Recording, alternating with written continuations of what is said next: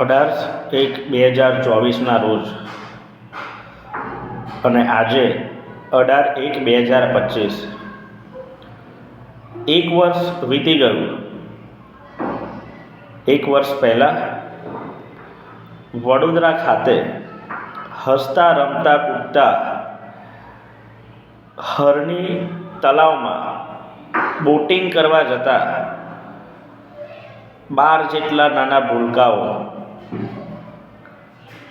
જ્યારે ડૂબી ગયા. આ હસતા રમતા ખેલતા જે બાળકો આ તળાવે ગયા, આ બાળકોની ચીસ, મોતની ચીસ ને 1 વર્ષ પૂર્ણ થયું. સાથે 2 શિક્ષિકાઓએ પણ પોતાનો જીવ ગુમાવ્યો. ટોટલ 14 જેટલા 12 બાળકો અને 2 શિક્ષિકાઓએ કોર્પોરેશનની ભૂલના કારણે, કોર્પોરેશનના પાપના કારણે જ્યારે પોતાનો જીવ ગુમાવ્યો, તેને 1 વર્ષ પૂર્ણ થયું.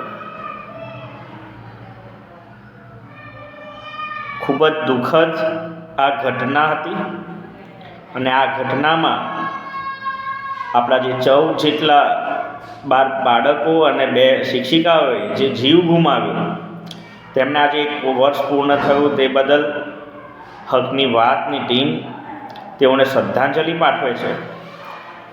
કોર્ટે તો આ ચુકાદો આપી દીધો છે, પણ હજુ પણ આ જે 14 જેટલા લોકોનો જીવ ગયો છે, તેમની આત્માને શાંતિ નથી મળી.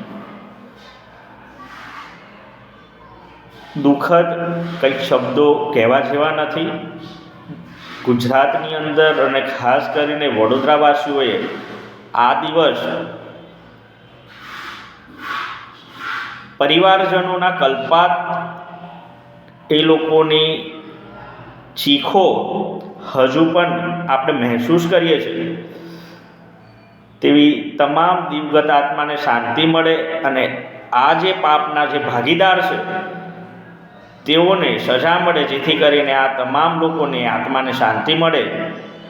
તેવી હકની વાતની સમગ્ર ટીમ દ્વારા શ્રદ્ધાંજલિ આજે 1 વર્ષ પૂર્ણ થાય છે, ત્યારે આ વર્ષના ભાગરૂપે આપણે શ્રદ્ધાંજલિ આપીએ છીએ. ખૂબ જ દુઃખદ પ્રસંગ છે. ઓમ શાંતિ.